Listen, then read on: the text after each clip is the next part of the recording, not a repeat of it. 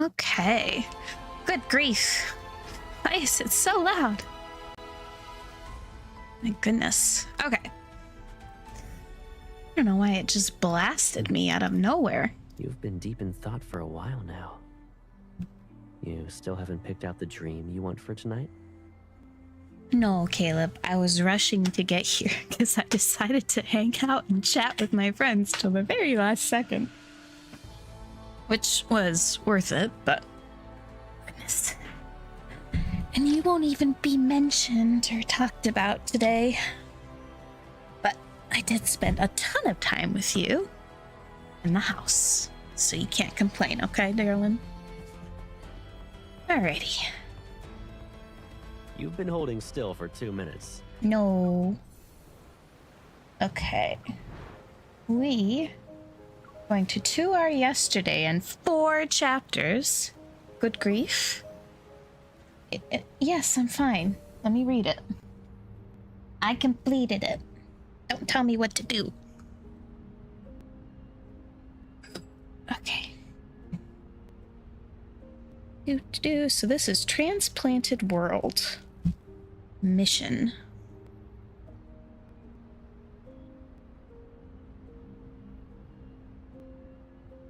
Okay. Transplanted World 2R yesterday mission. And I'm wondering, are we going to see Xavier or Raphael first? I think it's Xavier first, right? Oh, it's been a while since I've done main story.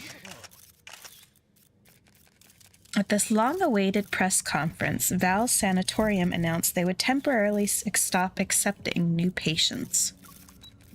According to the official statement, the rationale is that they want to focus their limited resources and expertise on patients with greater needs.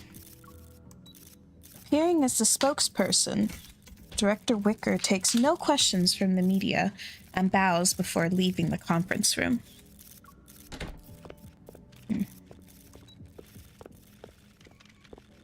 Having escaped the relentless cameras in hot pursuit, Director Wicker feels satisfied.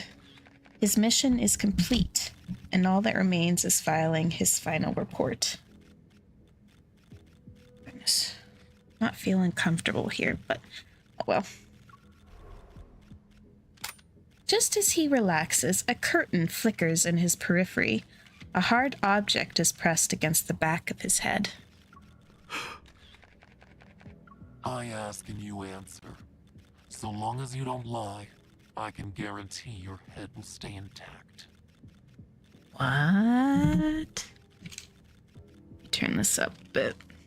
For me, anyways. Interesting. So a voice modulator. We can talk about this. Where's Benedict? I don't...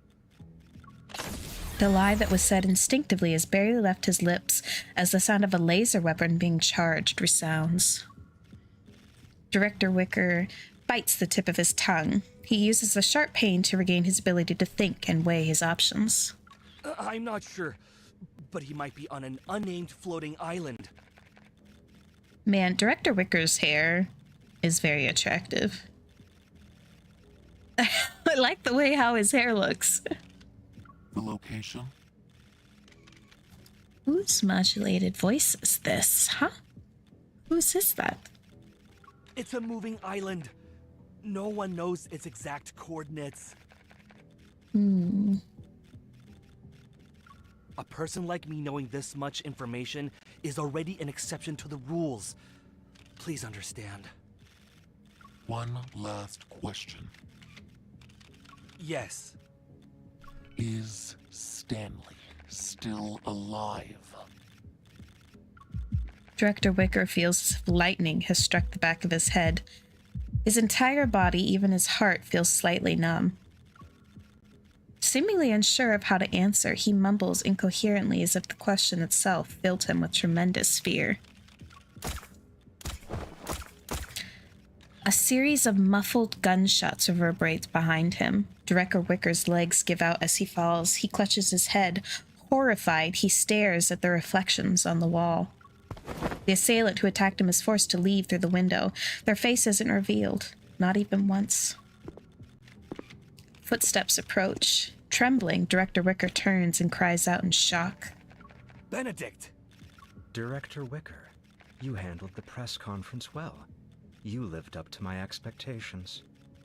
So this was the creepy guy from Zane's chapter of Death and Rebirth, the one who was in charge of the I don't know what it was called, but they were experimenting with patients who had protocore syndrome, and then he was enhanced too and was fighting MC and Zane. I don't remember if it seemed like he died or not in the main story. I'm not sure. But he's alive, apparently. However, it looks like you can access knowledge you shouldn't otherwise have. Since you're interested in the floating island, would you like to see it yourself? He's got like a 5 o'clock shadow. Interesting. At the sight of Benedict's outstretched hand, Director Wicker knows he has no choice but to accept.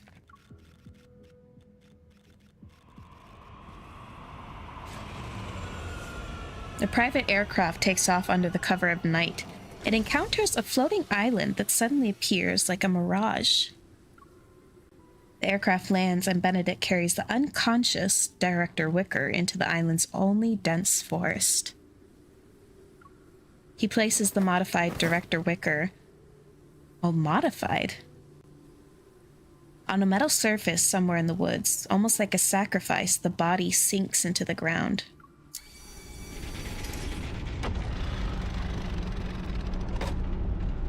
Interesting. The platform quickly passes through the artificially constructed soil and enters a cold, metallic interior. At the end of this journey is a vast hall. Inorganic lights flicker and spreads. Electronic displays emitting cold lights envelop the area. Bright floors, curved walls, and soft lighting are constructed by holographic blue lines. In no more than 10 seconds, the space is fully built. Even more refined lasers interweave to form 4 or 5 human figures. This is the Fountain of Atay's latest achievement.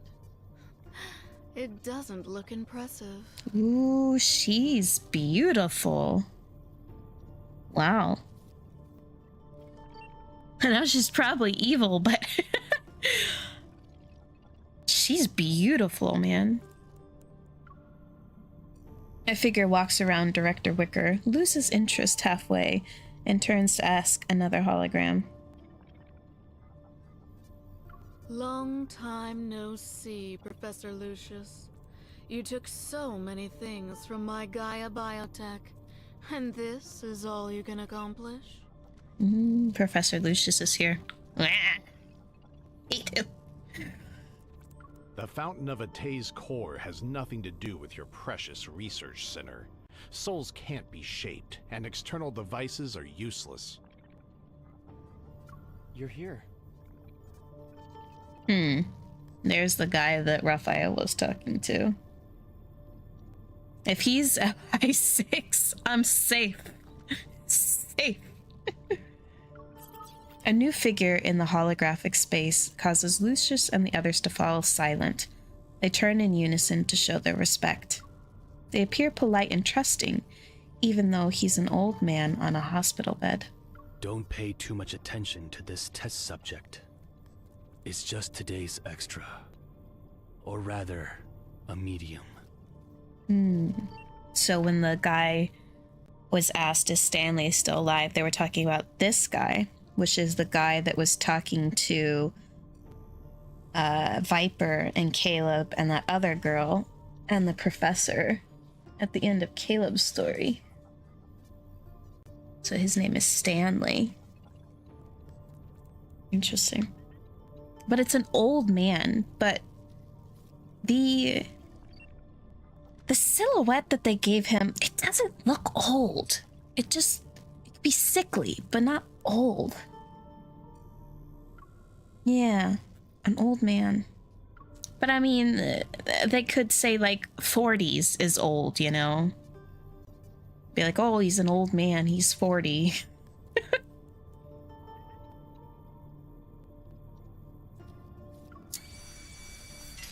The old man makes a beckoning gesture with his hand.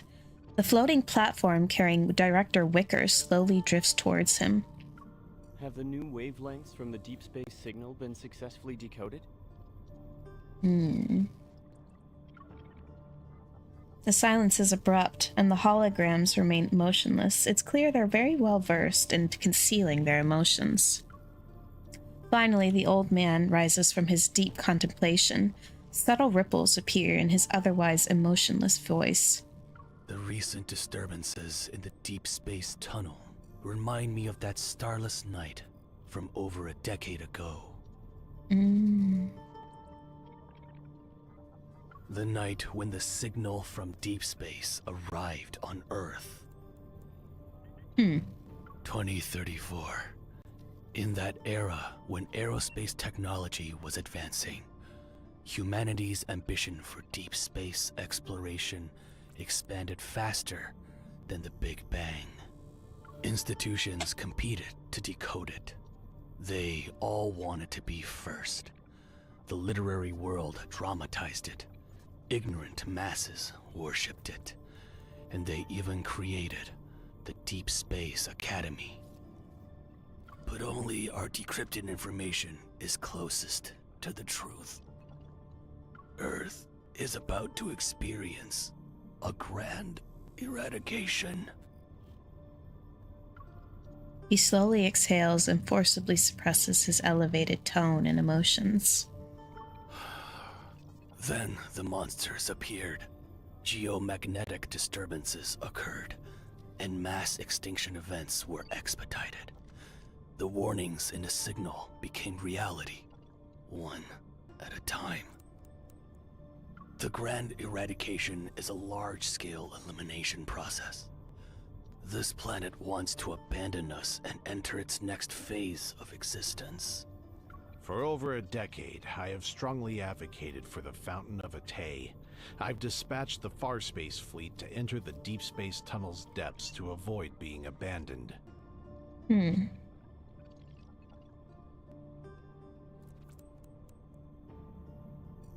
Interesting.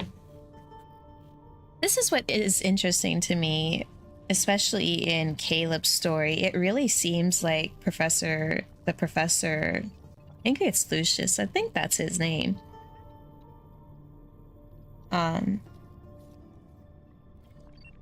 Is the one who is in charge of the Farspace fleet and directs them, tells them where to go.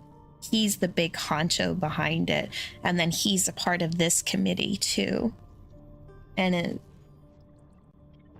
the regular population has no idea that this is even happening. They think that the Farspace fleet is a big power on its own, and they don't know that this man is behind it.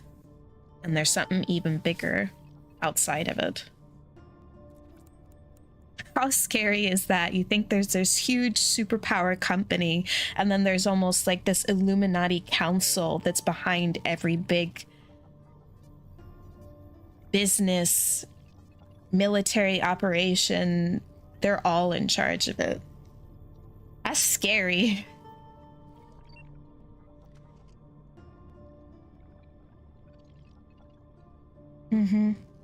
It feels very Illuminati. Like they are the world order. They know what's really happening, and they're trying to do something about it. There were setbacks, but we managed to obtain the chess piece closest to her. To bring up 2034 Yeah, they're talking about again. Caleb here. Was there a mishap? Yeah, they obtained Caleb.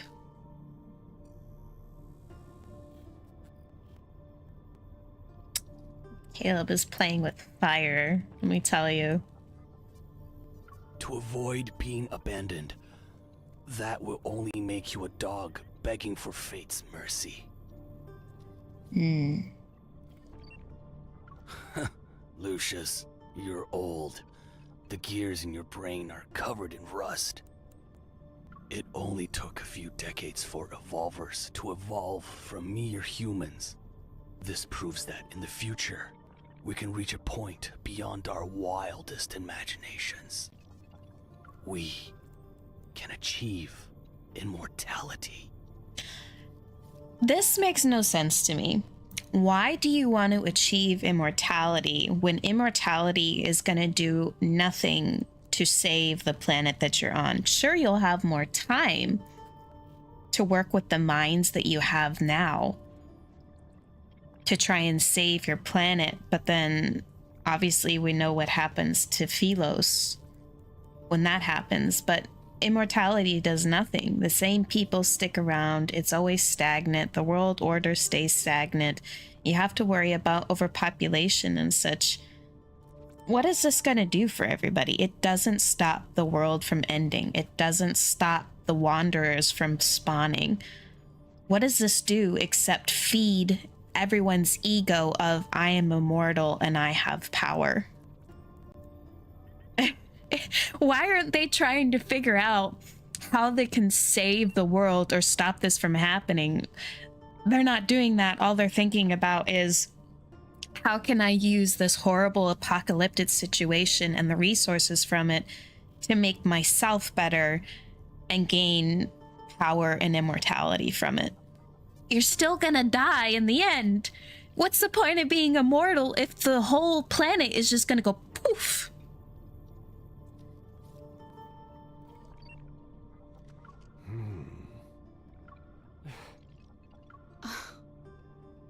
Who knows if it's impossible or not? The Lemurians who escaped the last grand eradication are practically living specimens of immortality. And there they go, wanting to exploit these poor people who are forced to live in secret and seclusion because they happen to survive. And now they want Ever, and the Illuminati wants to use them as test subjects. It's just awful. It's awful. Of course, there are also the little ones who came back from the other side of deep space. Little It ones. proves that some people found a way to survive. Is that what they call the backtrackers? Planetary immortality only costs a few more lives, but it's still cost-effective. What do you think, Soren? Well, yes, let's just sacrifice people all the time, just like they did on Philos, and sacrifice poor MC.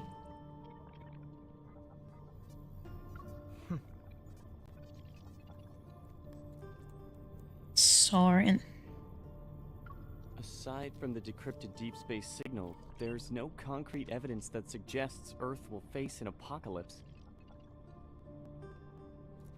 As for that unkillable monster in the N109 zone, we can't confirm whether the life form is truly indestructible. You know, my first thought, this might not be correct at all, my first thought when they said this line is like, are they talking about Silas?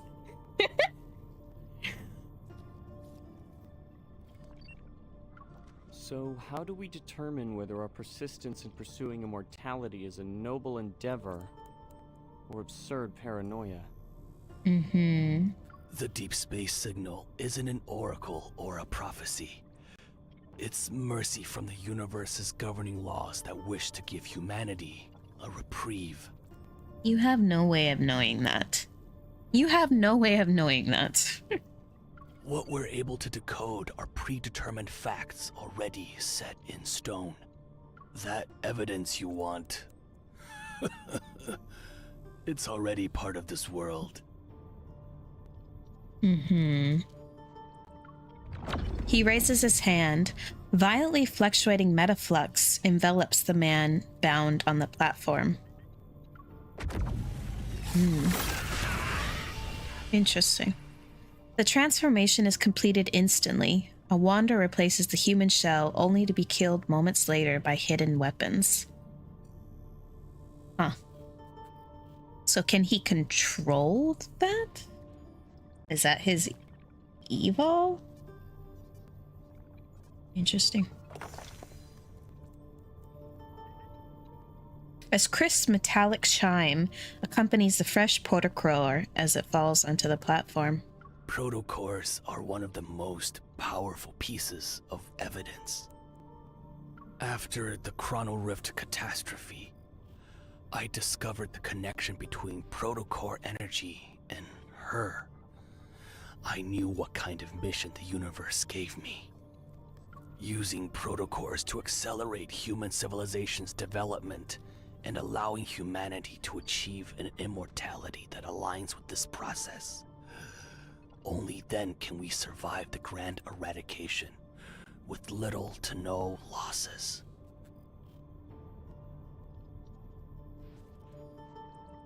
Okay, but if there's a huge apocalypse, immortal doesn't mean invulnerable. If you just live forever, that doesn't mean that you can't be killed. So how is that going to protect you from the grand eradication, from a planetary apocalypse? How is that supposed to protect you? You can move along human civilization all you want, but if you're not actually researching what's happening, figuring out a way to calm it down, or what you actually need to do to your body, or I don't know, something along those lines to survive it, just living forever is not going to help you. The anomalies caused by the deep space tunnel are becoming more frequent. Protocores are always guiding us. The protocol trembles and rolls into a container that extends beneath the platform. Soren makes several gestures in the air. The rhombic container activates the protocore as if establishing a connection with some distant space. A rift that's shorter than a finger appears in the air. It quickly closes as its energy is depleted. Recently, the frequency of spatial anomalies and magnetic field disturbances has almost reached the edge of time and space. Once a planet gets swept into that, complete disintegration will soon arrive. Did you come up with another way to deal with your former teammate? I hope we can defeat your little prince and prove to him that our Soren is the most capable one. So Soren is a previous backtracker. Interesting. Matters involving the backtrackers aren't to be taken lightly. Do you need our assistance? I've had enough of those disgusting manipulation tactics you use on your brainwashed test subjects. I don't need any help, and I don't need anyone's approval. I will make Xavier fall because of the hypocrisy, arrogance, and impracticality he clings to. That outcome will be enough to prove I'm correct. All right. Okay. In any case, they don't actually care about your personal matters. Several hoarse, irregular coughs ring out like a broken clock. It creates a rhythmic agitation that makes hearts flutter. The deep space tunnel is closing in, and the cage is tightening its grip. It's time to bring her back to us. They want me, huh? Be careful, and try not to let the emissary truly awaken. Our most important hope mustn't be erased. The emissary? Are they talking about Zane?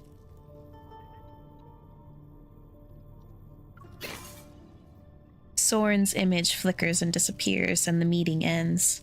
I wish you all the best. The holograms scatter and fade away as the cold laboratory's walls dissolve. The scene of clouds dyed and the sunset's color replaces it. An empty hospital bed hovers above the clouds. It chooses to decay with the twilight rather than surrender to the night. Interesting. Very interesting.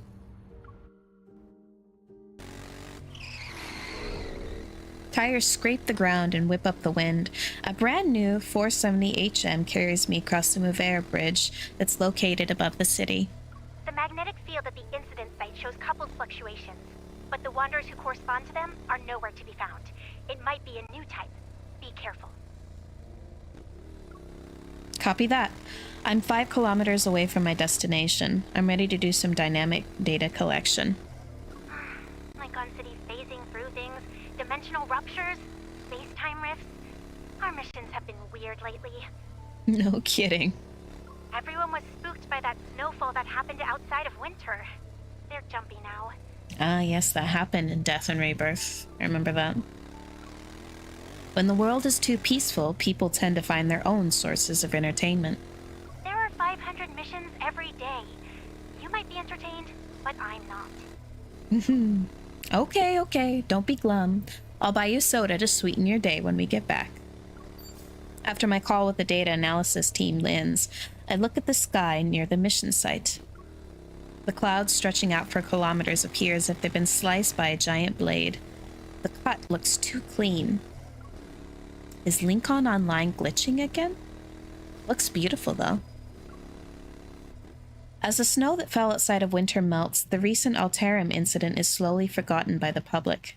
However, unusual celestial phenomena pulls back the curtain on apocalyptic fears on people's hearts. Afterward, anomalies, both big and small, arrive one after another. They're accompanied by rampant rumors such as the Deepspace tunnel expansion theory, the 6th mass extinction event, and the human catastrophe of 2099. Aside from burgeoning deep space hunters and evil police with countless unnecessary tasks, these rumors injected plenty of chaotic entertainment into the otherwise mundane lives of Lincoln's residents. The only reassuring thing here is that Zane hasn't shown any more abnormalities, but I know his troubles didn't end just because the Fountain of Anate press conference was cancelled. Benedict is continuing this plan behind the scenes again. Perhaps Zane's confrontation with them has also temporarily moved below the surface. Ever since we parted ways at the cemetery, he's been visiting the Fractal Library more frequently. Maybe he's trying to find a solution to this dilemma in the world of books. That strange boy with the white hair told me all this. He called himself Shubai. He somehow got an electronic watch. When he's not using it to explore the novel world of the internet, he confided in me using what he calls irreverent words. For example, the emissary is hiding in the maze of bookshelves and ignoring everyone. The emissary is pulling all-nighters again. The emissary only pours milk tea for himself. He doesn't ask if I want anything. At least the Fractal Library can access the internet. So they're scared of Zane for some reason. They don't want the emissary to awaken, because it'll ruin their plans. I turn off the motorcycle's engine when I reach my destination. I refocus, remove my helmet, and approach the edge of a buzzing crowd.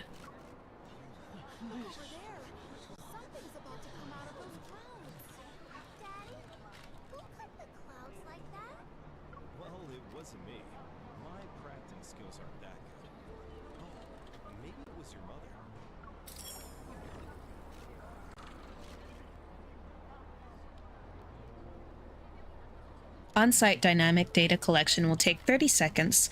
I'll check the records from the nearby stabilizer.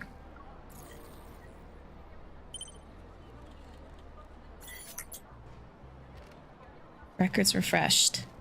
The fluctuation amplitude has been normal for the past 3 days.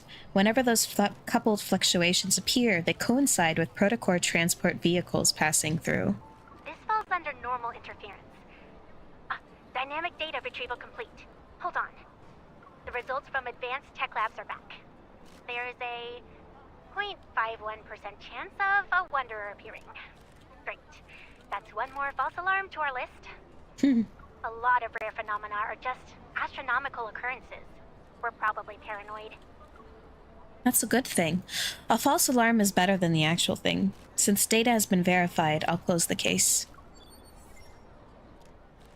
Wide-range protofield anomalies detected in Lumiastis district. Immediate on-site confirmation required. Duck joint investigation. Please don't block the area. The Special Task Force will confirm if this is related to highly dangerous evolvers. Deep Space hunters are on their way. Hey, don't use this as an excuse to stand on the trash can. Otto, the city inspector, will photograph And record everything. Pushing through the crowd, I pass through the light barrier the Special Task Force officer has set up. When I turn my head, I lock eyes with the officer on duty. It's you again. Yes, we're meeting a lot for work. Well, that was a shorter one. Okay.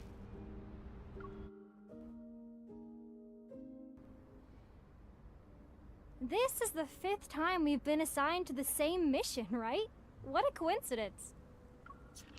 After evacuating the crowd and finishing our mission, the officer and I decide to crack open energy drinks for each other outside a convenience store. After the last Alterum-related incident, your department and our association have been doing a long-term joint operation. We'll probably keep running into each other. They say it's to strengthen police-hunter cooperation and mutual learning. But I bet there are things they can't keep under wraps anymore. Yeah. Did you hear? Someone saw a futuristic spaceship in the forest. It fell out of a space-time rift. The case disappeared the moment it was entered into the system. Don't you think it's suspicious? Oh, very suspicious. Very suspicious. Really? A futuristic spaceship? That's really sci-fi. I already dealt with 5 anomalies today. I'm going to do 2 more before grabbing a bite to eat. What about you? Ooh. There's an extremely subtle disturbance behind me. It's like 2 bubbles rising from calm waters. They're followed by a trace akin to gently rippling waves that swiftly disappears. I look at the magnetic field stabilizer. It's not sending out an alert. What's wrong? Do we have a problem on our hands? It's from a no-hunt zone number 39. There might be more to this than meets the eye. I shouldn't involve other people for now. Oh no. I shake my head, and the words Xavier said not too long ago echo in my mind. Based on my observation and analysis, particularly capable evol police officers are usually drawn to bizarre cases. Oh, right. There's an update on the case we handled together, the one about the bathroom sink turning into pure gold. This time, it was the toilet that transformed. A child's hand is stuck to it. Really? Don't tell me I'm about to encounter an evolver with a golden touch.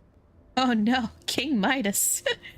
Oh, that'll reduce the quality of gold real fast. I'll handle the golden toilet case. I can keep going. Good luck on your next mission. Stay safe. Once the officer's figure disappears in the distance, I pull out my phone and send a voice message to a familiar chat. Xavier, no hunt zone number 39 shows signs of a magnetic field overlap. I'm heading there now. How are things on your end?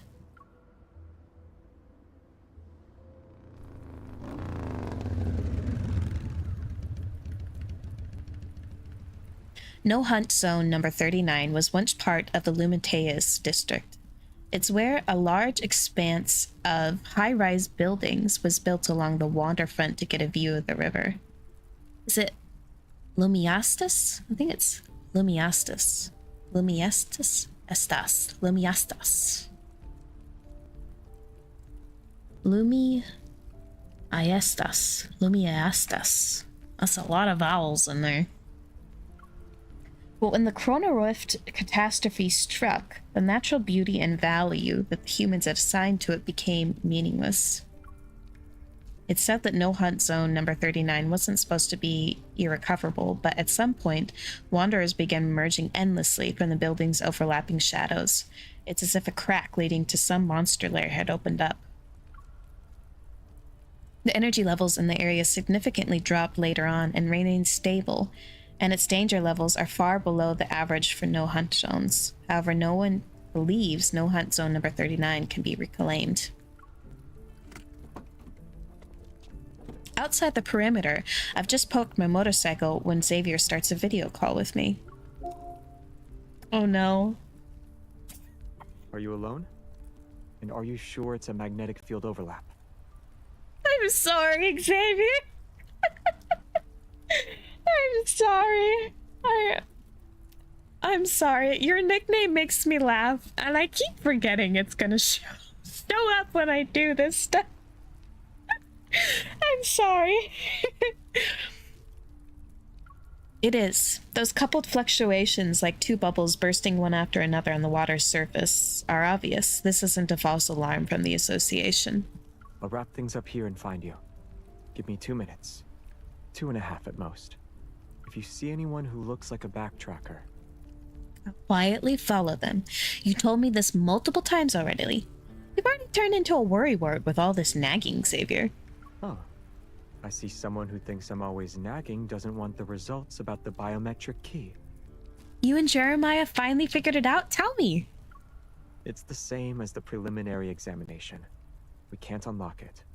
Then why'd you hype it up? All we know is that there's an unknown substance inside, and it's not a chip. You mean... We can only go to Soren and see if he can unlock it. He's familiar with the old Gaia Research Center. Well, we know Soren is not a good guy. So you'll have to keep moonlighting for me behind the association's back. Ooh, lovely.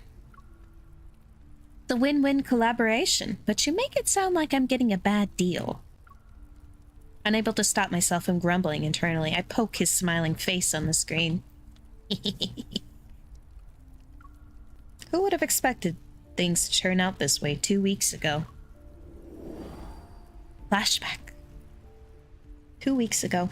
Jenna! Whether it's a rupture or instances of buildings phasing in and out, they're fundamentally related to magnetic field fluctuations and must be taken seriously. I know there have been many false reports lately, which makes it easy to overlook real threats. Everyone must remain vigilant. As the briefing ends and the crowd disperses, I see a figure who shouldn't be here. Xavier? He showed up voluntarily? Is the world actually ending? Sad. In a usually deserted, quiet corner of the Unicorn's building lobby, I raise my arm to block that sneaky figure's path. Fancy seeing you here, partner. We ran into each other in a corner. It must be fate. You're supposed to be my partner. And yeah, I barely see you, apparently. This isn't fate. I'm cornering you and skipping the small talk. Xavier, you're at the association because those abnormal magnetic fields are actually a problem, right? Yes. The issue is that the magnetic fields are abnormal. My other one quickly rises, and I promptly cut off his escape route on the other side. She's like, nope. I know you are notorious for not giving me information, so you are gonna sit here and be cornered until you tell me what's going on. Tell me, you're supposed to be my partner. That's hilarious. His eyelashes are lowered and he doesn't speak. He just looks at me. What are you doing? Are you trying to use your eyes to show your sincerity? I'm not falling for that today.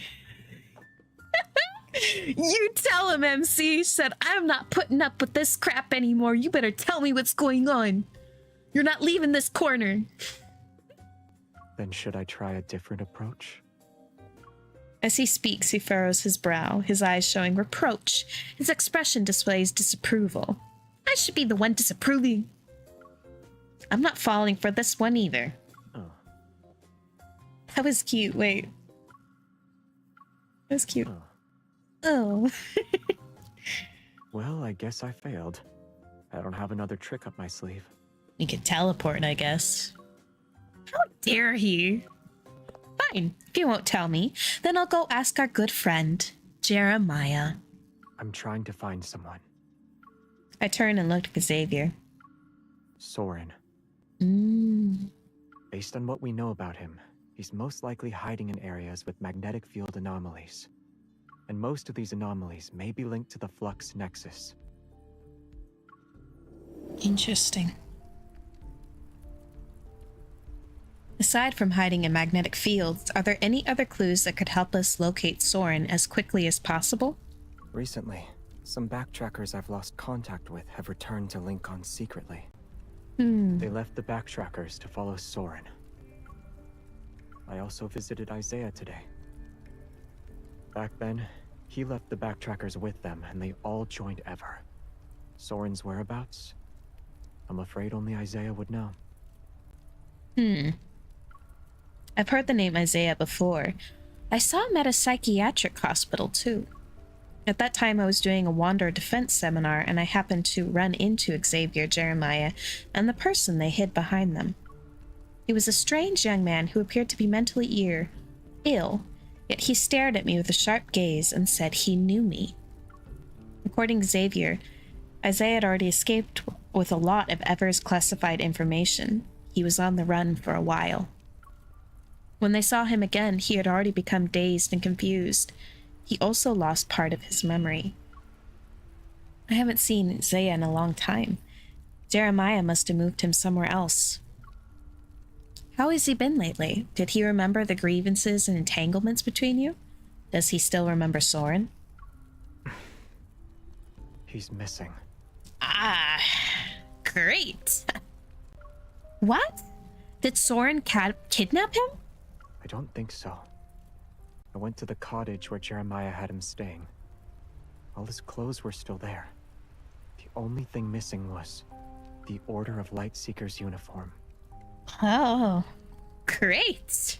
He probably remembered something and wants to handle it in the identity he values most. At the edge of No Hunt Zone number 39, a somewhat furtive figure flashes by. Those long robes look out of place in Lincoln City. And what's even more peculiar is, when he disappeared, did he take the Order of Lightseeker's uniform and sneakers? A pair of sneakers was missing from the shoe cabinet. They were blue.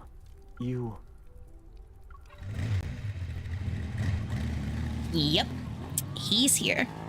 I immediately cross the perimeter and start up the 470 HM. I chase after those blue sneakers. I see him. Hurry up. You need to be here now.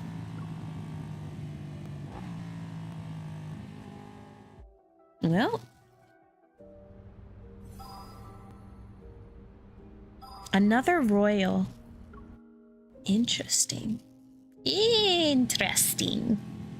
The 470 HM races through the dilapidated streets as I watch Isaiah dart into an intersection. He entered a narrow, winding alley squeezed between two bald buildings. Who knows where it leads? He wasn't in the best place when I saw him last time, but he's still a backtracker, so I shouldn't underestimate him. I stop at the intersection to think for a moment, then I leave the motorcycle running and quietly get off. I'll approach the alley's entrance on foot. As I look down the intersection, I notice something hidden deep within the alley's darkness. This doesn't feel like a trap or ambush. That fluctuation, it's inside. If Isaiah knows Soren's whereabouts, that maybe he fled here to meet him? I send the updated coordinates to Xavier and crouch as I slip into the alley. My combat boots traverse the dust-covered ground silently. Not even a single speck is stirred. I advance cautiously when my body feels heavy all of a sudden. It's as if I've passed through an invisible barrier. Ugh, I did not like that screechy noise. Ugh. Flinching back, I find a soft glow suddenly filling my vision. Oh?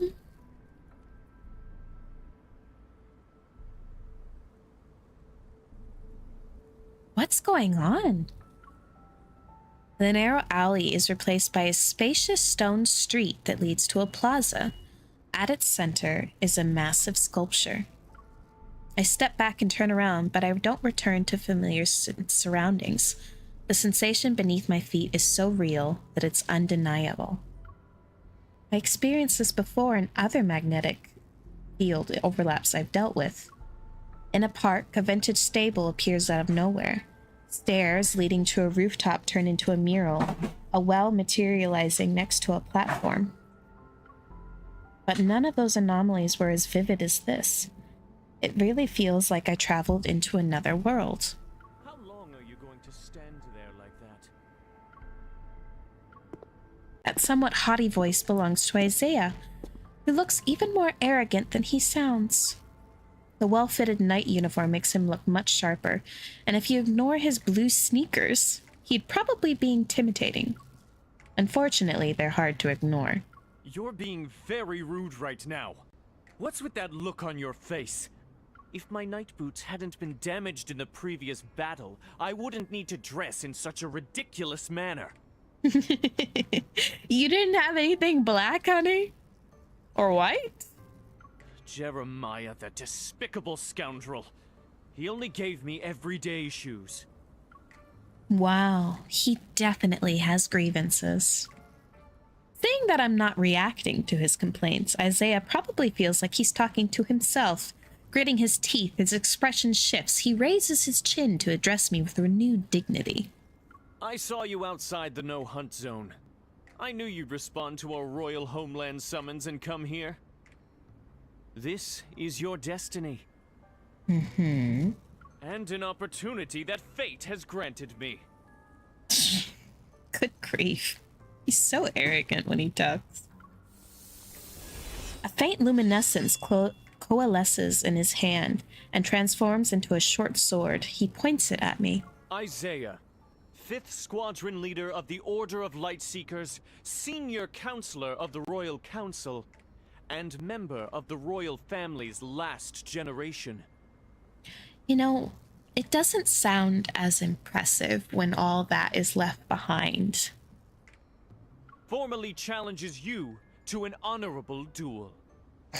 Okay. You'll fight me as 3 people. I want to be kind of bratty towards him. Wait, you're gonna fight me as 3 people? I can die fighting for honor, but I refuse to be insulted to death by you. It turns out even the most arrogant person will lose their dignity when pushed to the breaking point. Isaiah doesn't wait for my response. As soon as he finishes shouting, he charges at me like an elegant yet furious goose. A goose! He raises his sword. I move almost simultaneously. I'll create some distance between us and use electrical rounds to incapacitate him. As soon as the bullet leaves my gun barrel, my target has already flickered and vanished. He can teleport as well. Having seen Xavier's teleportation combat style so many times, my heart skips a beat. Pick a direction and run. You're running away during a duel? You've changed. Honey, I am not the same queen you knew back on Philos. I look back. Isaiah is now standing where I had been, his sword slicing air. He looks in the direction I fled to, and his figure flickers and vanishes once again. Enemies who can teleport are so annoying. Oh my goodness, tell me about it. When I fight wanderers who can just go poof, or they'll just fly up in the air and won't let me hit them. So frustrating. Xavier's weakness. What was it again? Before I can figure it out, a light flashes. Isaiah teleports to be just a few steps away from me. That's right. Distance. Even if they can use both use the light evol, he's still not Xavier. Only those whose evol is as strong as Xavier's can teleport everywhere. Judging by Isaiah's evol, 10 meters is his limit. As a strategy gradually takes place in my mind, I sprint at full speed towards the plaza. The traps I dropped along the way occasionally work. They electrocute Isaiah until he flickers like a malfunctioning streetlight. Oh, it's silly. That is hilarious. When I reach the base of a giant sculpture, I prepare to welcome a furious Isaiah into my trap, but he actually stops in his tracks. Out of all the places you could have chosen, do you know what it means to duel here? Following his arm, I examine a somewhat indistinct statue behind me. The magnetic field isn't stable enough. The sculpture's upper half is lost in a shapeless void, and the lower half isn't exactly solid. It looks like a sword. Whether it's intentional or not, you've chosen to let this duel continue with the holy sword of the goddess as your witness. Isaiah flourishes his blade, then he holds it upright in a formal stance. I shall treat this more earnestly and give it my all. Why did he suddenly get so serious? You're not going to say anything? I know what you're planning. You want to provoke me so that I'll lose my composure. Then you'll exploit an opening. Let's see if you can still predict my sword techniques.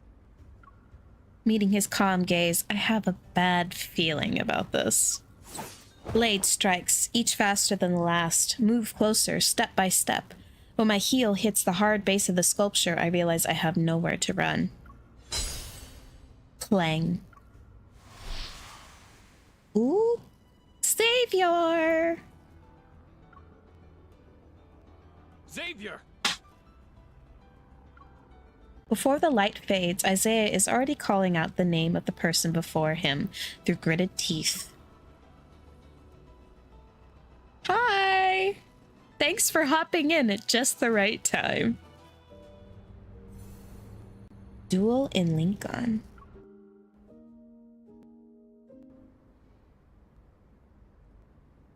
Drawing your sword against an unarmed opponent. Is this your idea of chivalry?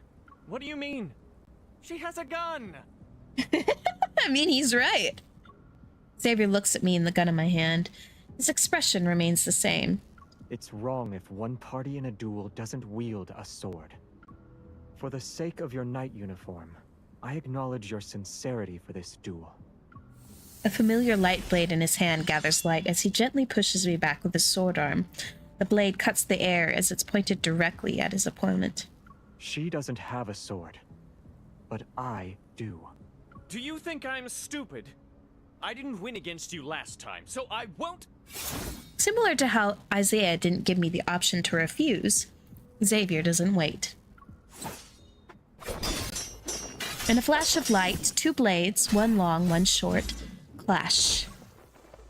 At first I admire the intensity of the battle and the excellence of their swordsmanship. But then the flashing lights, bright and dim, become so dazzling that I can no longer make out the fight's progress. The flashing is awful. Finally, a cry of pain cuts through the thorough display of light pollution.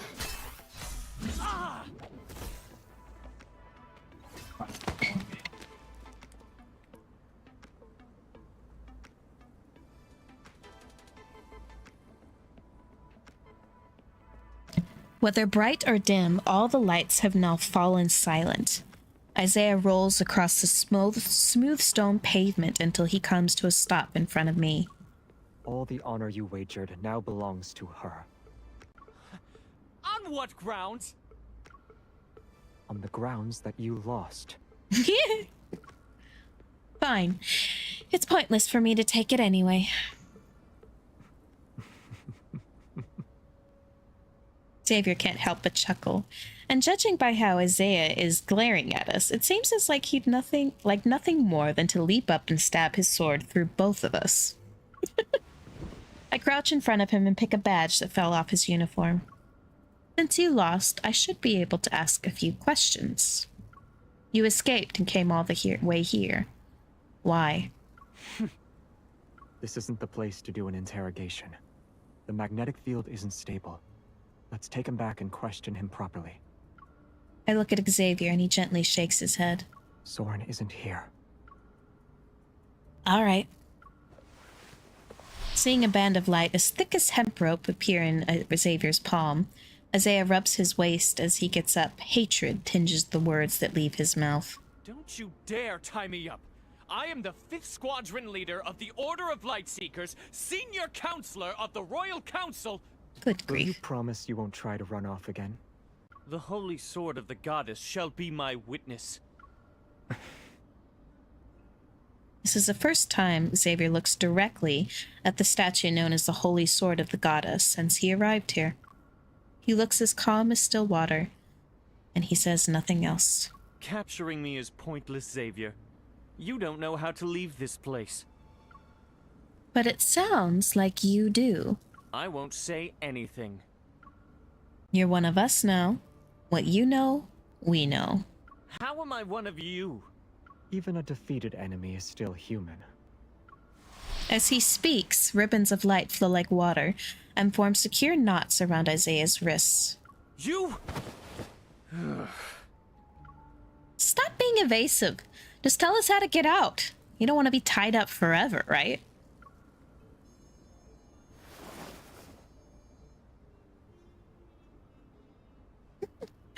Isaiah is such a cutie. I mean, he's like one of those guys who are like, you know, he's trying his best and he's trying to be a nuisance, but he's so pitiful that you can't help but just love him a bit.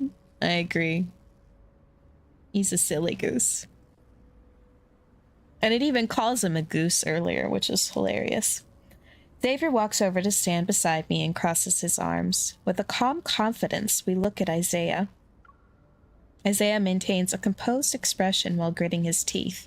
Then he reluctantly gestures at me. Breaking through a magnetic field overlap is difficult for others.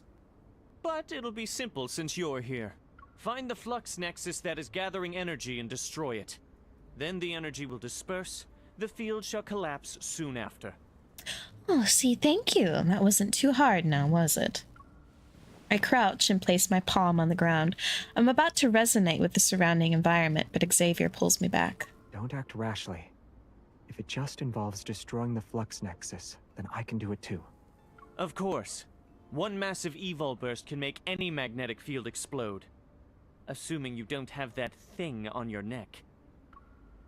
Isaiah lifts his chin to expose his throat and mockingly taps his nape. Otherwise, it'd be suicide. Let me do it. I pat the back of Xavier's hands, then I close my eyes and activate my evol to search for the flux nexus in the magnetic field. Going to where the energy converges, I discover that the flux nexus isn't very strong. I use the resonance evol to destroy it. The swirling, abnormally concentrated energy disperses like lambs released from a pen. It drifts away peacefully. The surrounding scenery splits apart, collapses, and shakes violently.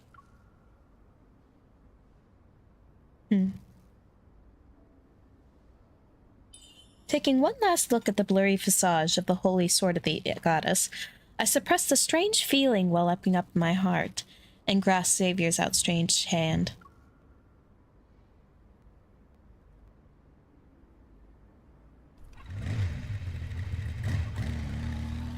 The 470 HM speeds away and the commotion fades with the receding dust clouds. This part of the urban ruins returns to its lifeless state once more. It's past midnight. Thick fog rises among the towering buildings and it silently creeps up their exterior walls to engulf them. 3 hooded figures walk into the fog and stir eerie ripples in their wake. We can't get in now without an anchor point. I didn't expect her and Xavier to charge in. It's all because of Isaiah. When he goes crazy, he's not afraid of anything. Did she see the holy sword of the goddess? Do you think she'll remember us? And Philos? The backtracker acting as their leader crouches down, and her palm hovers over the ground.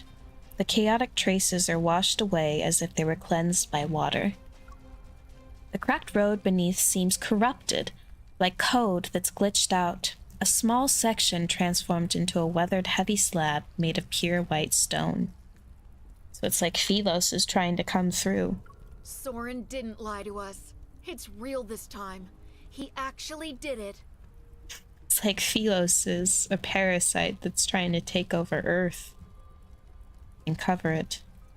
Now, waiting is our best offense. Interesting.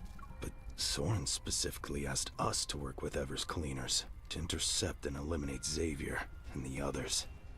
Does that also include Her Majesty and Jeremiah? They shouldn't be able to stop Soren's plan anymore.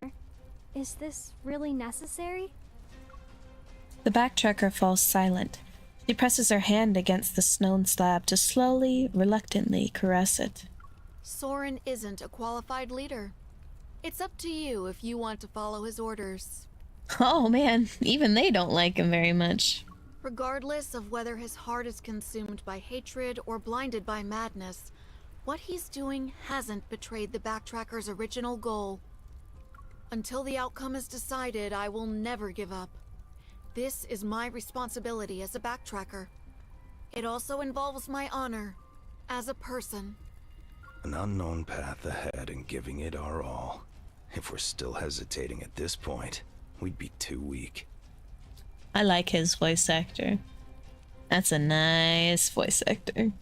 If everyone could always be like Xavier, the Backtrackers wouldn't have split up or ended up like us. The faint sound of a bell drifts from the fog's depth. The three almost simultaneously look into the distance. Classical buildings of varying heights cast shadows that flicker in and out of view, that vanish as quickly as they appear, while thick fog surges with hidden currents. Someone waits in restless anticipation for the final reckoning to arrive.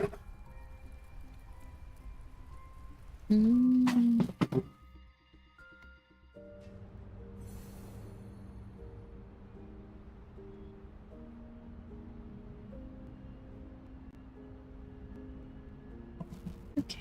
Questioning at Philo.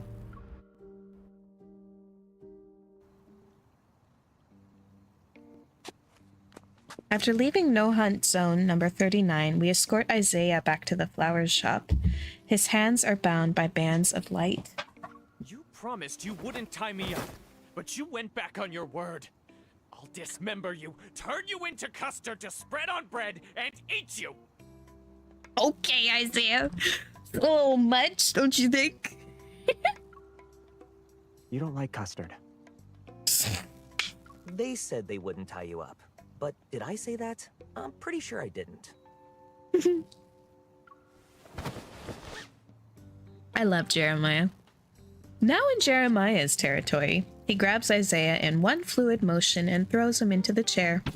Then he pulls out plastic zip ties to secure it to his back. Seeing the lucky bamboo nearby wrapped up, Isaiah kicks his legs in a panic.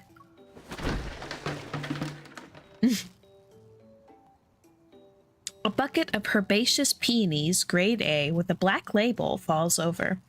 The flowers lie scattered on the floor. It looks like Jeremiah has reached his limit. Can I knock him out? That's not a good idea. Do you really think he won't betray us again? Without saying a word, Xavier drags over a high stool and sits down. He slightly raises his hand and creates 4 walls of light that surround Isaiah. Jeremiah and Isaiah are so funny. I like them too. You? Why would you use our family's punishment on me over something this trivial? How insulting!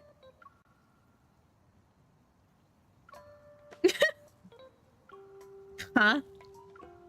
This is baffling to watch. I nudge Jeremiah with my shoulder. What's the relationship between these two? Are they cousins or something? He's from the Philosian royal family. He's Xavier's younger cousin. He's always had a bone to pick with Xavier ever since he was born. Oh. He's Xavier's younger brother. I heard that, Jeremiah. Don't be trying to cover that up. Huh? He's royalty? Brother cousin. Like, I heard that. I heard the brother part. Don't be trying to slip that past me. Interesting. So Xavier's the first one who has someone that close to him. Raph has his aunt. Zane has his parents. Silas has adoptive children. Caleb has us and Gran, but no one this close. That is interesting. Xavier? Royalty? Those flowers are precious. You shouldn't have kicked them over.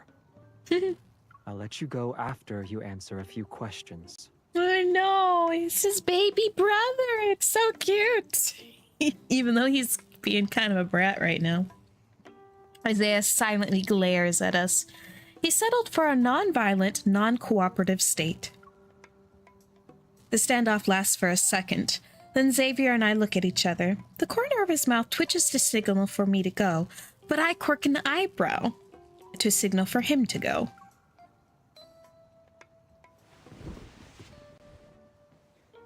Three seconds pass. Xavier's gaze shifts slightly. He gets up, moves me to the high stool with my back turned away, places his hand on my shoulders, and whispers. We have to quickly get useful information out of him. You're the only one who can do it. Jeremiah gets into arguments with him, and we're hostile towards each other. He won't cooperate. After that unfriendly encounter in the magnetic field overlap, he probably won't be willing to cooperate with me either. A soft laugh reaches my ears. Xavier gently touches my earlobe. Don't underestimate how much you mean to him. Am I like his big sister? To all the backtrackers, you are different.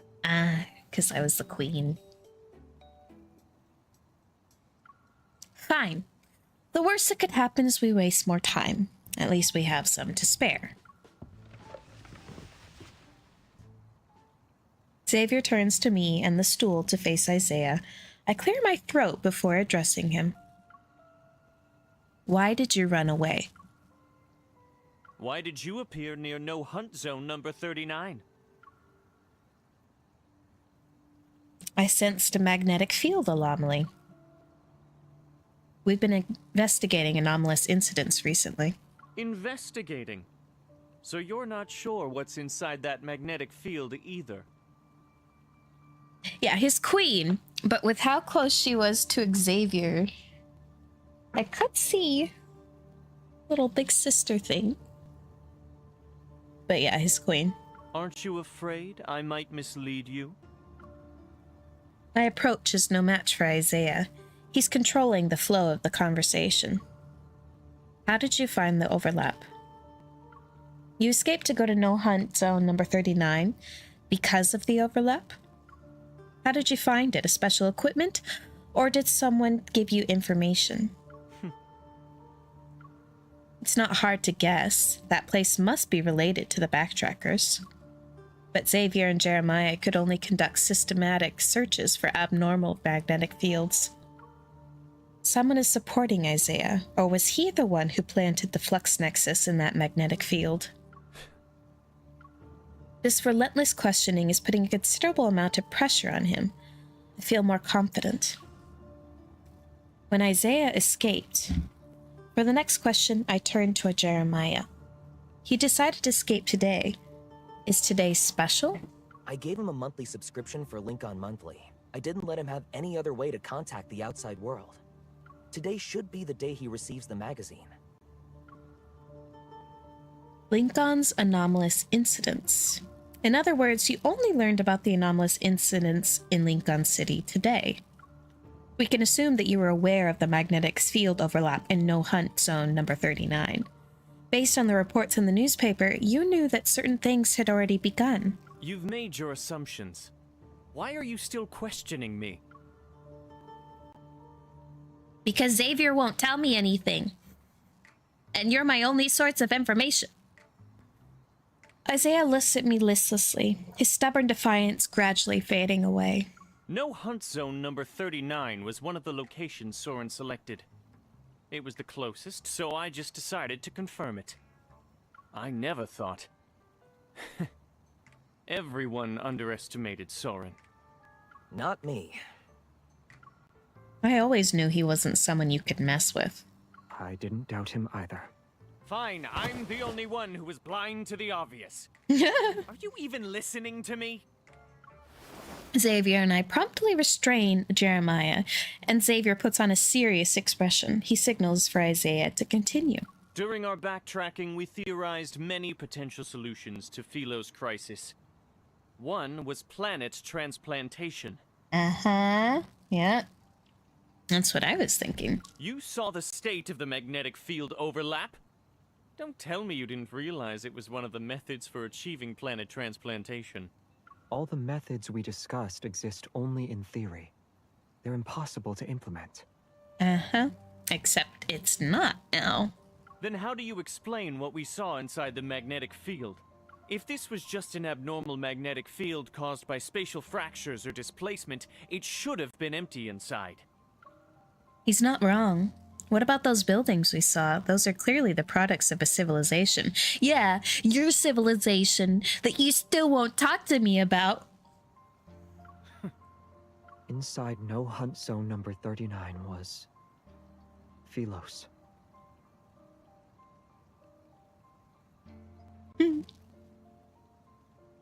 He's just kind of like, if he is Xavier's little brother, I can see him wanting to be seen as different than his older brother, who has an evil that is stronger and more powerful and noticeable than his.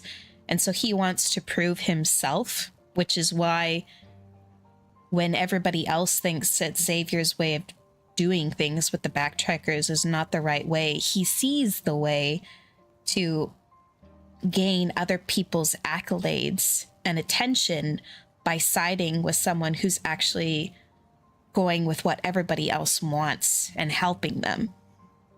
And he is royalty, so he does have some pull with everybody, even though they think he's kind of a silly little guy, even though I'm probably sure he's, I don't know, a few hundred years old like Xavier. Yeah, and Xavier's just doesn't take that crap, so he constantly tries to annoy his older brother. That's funny. I just kind of see him like a little brother who's being an annoying brat, where you're just like, stop acting like this, dude. Come on. So I don't hate him. I just think he's an annoying little brother, and I have 3 of those, so I know what that's like.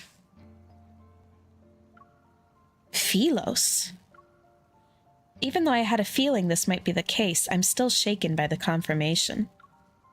That's where the backtrackers came from. Xavier's home? As if sensing my NS question, Xavier shakes his head. It looks like our homeland, but I doubt that's the real Philos. It's more akin to a projection. Think of how light from a planet travels for a long time before being observed. What we see in that moment is actually how it was many years ago. Ah, so like the light from stars traveling, and it takes many years to reach. I see. I see. They are very brotherly, which is funny to see. I agree with your assessment. What we can confirm right now is that Soren found a way to create magnetic field overlaps. Maybe he's actually attempting to do a transplantation. Everyone is calm, so I quickly compose myself and follow their line of reasoning. I don't really understand the planet transplantation thing, but since it's supposed to solve Philos' predicament, it should be affecting Philos, right? Soren is on Earth right now. You don't think he's planning to transplant Earth, right? Good question. If you hadn't have dragged me back here, I would have already tracked him down and forced him to tell me his plans. I don't think he would have listened to you, baby. I don't think he would have listened to you, darling. I guess you'll have to find the answer yourselves. You sound so smug for someone who's stuck in a golden cage. See? Maybe we should have just knocked him out. Jeremiah. He's over there with the shovel, just like, just give me the word. Just give me the word and I'll pop him. And his little blue sneakers. I wearily declined Jeremiah's kind offer while holding down his eager fist. Oh, he's just going bare fisticuffs. The shovel would have been funnier, though. Wonder why Xavier hadn't kept Jeremiah in check, only to see him looking down with a furrowed brow. He's seemingly lost in thought. Xavier? Are you thinking about Soren's schemes? I can't figure out what he's planning for now, but maybe we don't need to know. If we obsess over trying to predict his moves, we'll be easily led around by the nose. We don't need to know everything. As long as we can identify a general pattern and strike the vital point, we can still achieve our goal. And Soren is clearly the vital point in all of his plans. But how do we convince him to give up once we find him? We don't have to. Xavier blinks. At worst, we can follow Jeremiah's advice and knock him out to control the situation. Just bring Jeremiah as backup. He's ready to duke it out. At a moment's notice. It's like, I'll fight for you, my prince. I guess knocking people out is a tradition passed down between backtrackers. Enemies to lovers fanfics. It's funny. Xavier nods in a slightly bashful manner. It's as if someone just praised him. Oh no. I'm speechless. Meanwhile, Xavier raises his finger. The light walls and bands of light around Isaiah's wrist scatter into specks of starlight before disappearing. Aside from No Hunt Zone number 39, what are the other locations Soren selected? Are you planning to search through them one by one? I advise you to reconsider. When you were captured by Ever, Soren also participated in modifying your suppressor. The rest of us will have better odds against him. Isaiah analyzes the situation calmly, even though his dissatisfaction with Xavier is evident in every word. The magnetic field overlap is Soren's all-or-nothing gamble.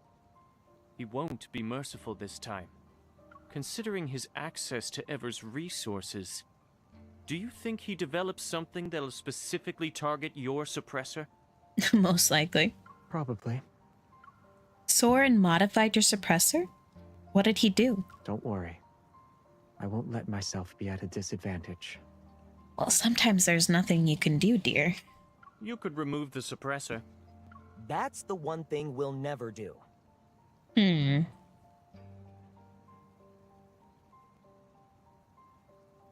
Huh. Then you can sit back and watch Earth get torn to shreds. How strong is Xavier without the suppressor, I wonder?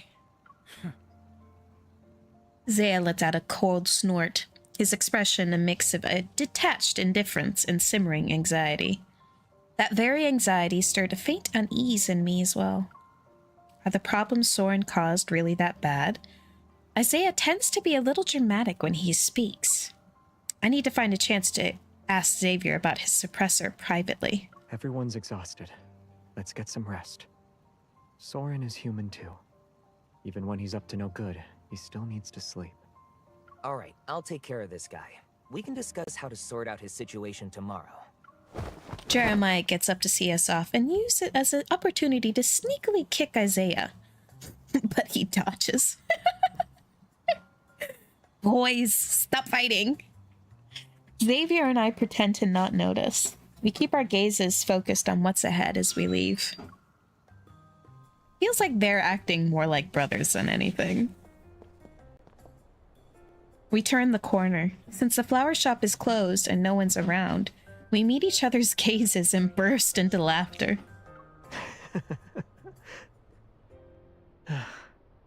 They're probably fighting right now. Oh, that laugh was so cute. Let's bring them some ointment tomorrow. And some ice packs. Boy, that was a long one. Okay. I've been going for about an hour and 15 minutes, so maybe I can get through the rest of this? I'm not sure how many chapters there are. But of course, there's probably going to be some fights at the end. 10 p.m. isn't exactly late for Lincoln City. Usually, the warm glow from small stalls would light up the pedestrian zone. Their gentle yet inviting radiance can create a welcoming pathway for visitors. Xavier and I walk down the somewhat empty street. I feel a sense of desolation.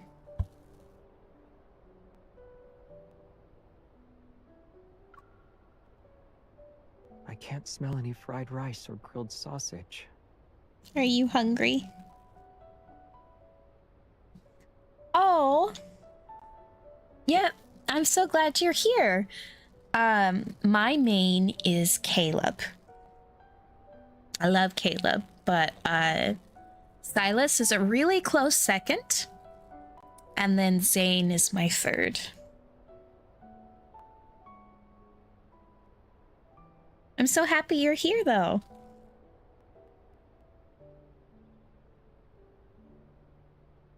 It seems like Xavier's really hungry. Me too, buddy.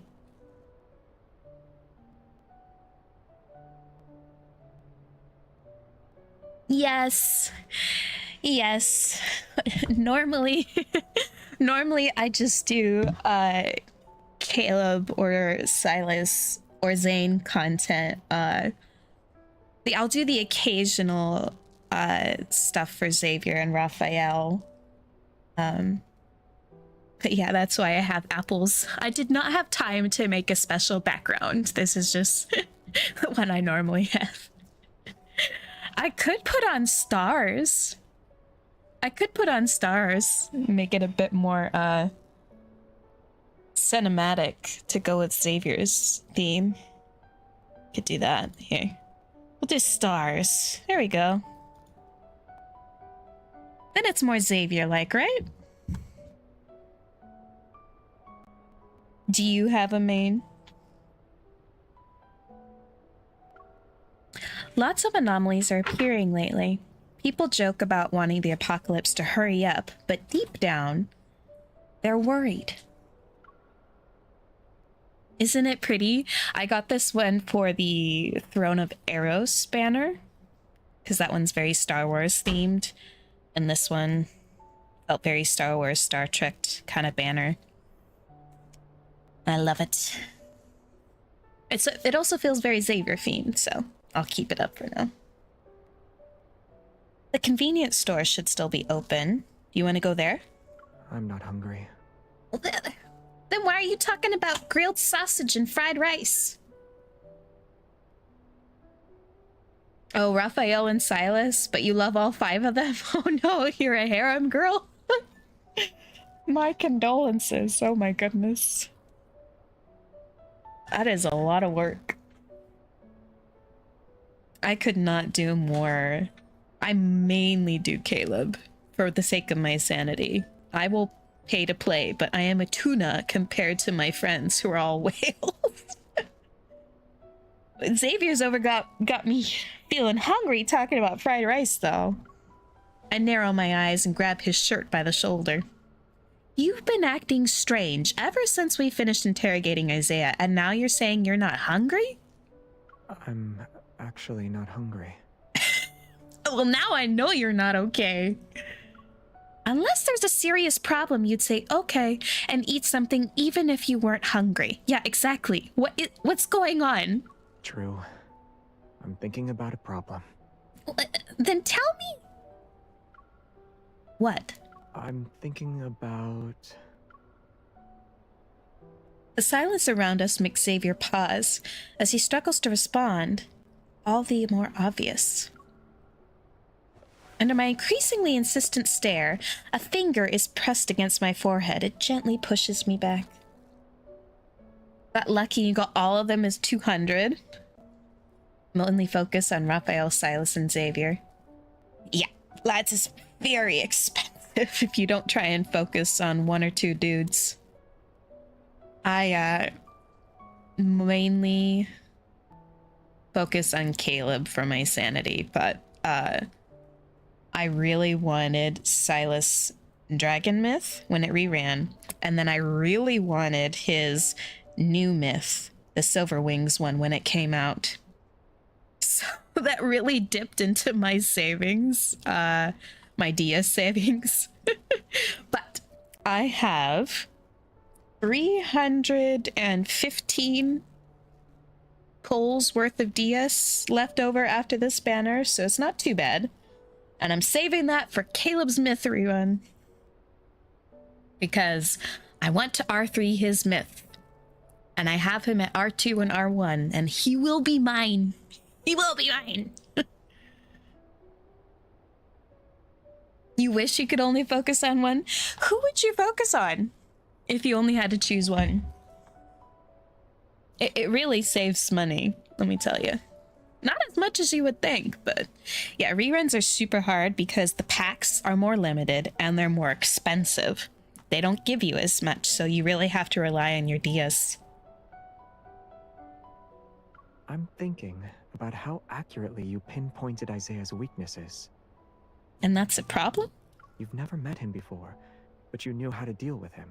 Well, maybe I knew how to deal with his type of person. Did you just wing it? Xavier is being sly again. He's using the way I interrogated Isaiah to avoid my questions. Yep. Xavier files innocently, but his eyes reveal a hint of mischief. And that's what drives you crazy. Me crazy about you, Xavier. You love to run me around and not tell me anything. Drive me nuts. Your minimum is crowfish. You love Raphael the most. Silas. Oh, Silas gets me so good. I came into the game because I started in January of 2024 and played for a bit, but then fell off. And I went back in January of 2025 with Caleb, but I was thinking that Silas would be my main. I was thinking he would. He had such a hold on me, but then I played Caleb and I'm like, oh, I'm sorry. I'm a Caleb girl. But Silas still gets me. Silas is so good. I get it. Your brain is overloaded from processing too much information. So it wants to use me as a distraction to relax for a bit. No, I want more information. You should tell me more. If you want to relax, I have plenty of ways to help with that. No, thank you, Xavier. No thanks. Knocking me out does not count as relaxing. I cross my hands above my head to block the palm that's moving above me. Do you think I only use violence to solve my problems? I could see that. I never really thought about it like that before, but after Isaiah appeared, this impression has become more obvious. It's not my fault. Taking advantage of my relaxed state, Xavier breaks through my defenses and vigorously rubs my head with a considerable amount of force. Hey, you better not do that. My hair is long. Don't do that to me. You better help me fix it afterwards, Xavier. That's so rude. I'm not a guy. Before I can even protest, his fingers press down on several pressure points. Okay, I forgive you. My tense mind actually feels at ease. Better?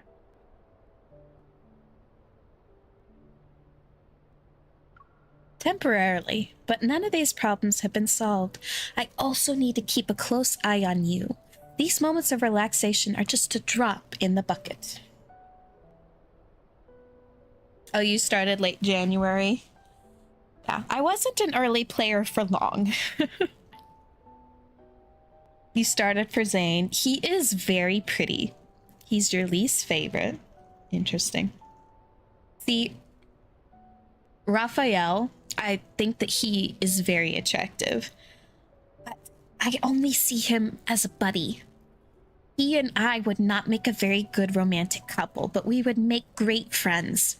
Xavier, I love platonically. He is an amazing buddy who I would play video games with and eat crappy food and watch anime and cuddle, but we would just be bros.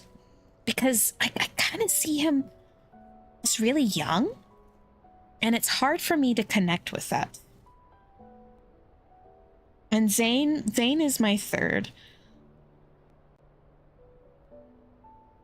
Zane kind of hovers between that point of I could see myself romantically involved with him, but he's more on the friend side, but I still love him.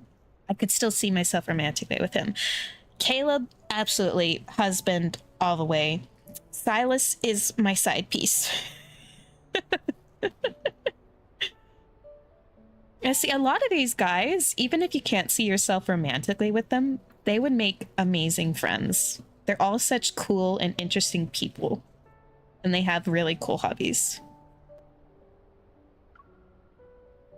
In the darkness, the light in Xavier's eyes seemed to flicker for a moment. He lets out a soft sigh near my ear. You already know what I'm going to do, don't you? You want to find Soren by yourself. Of course you do.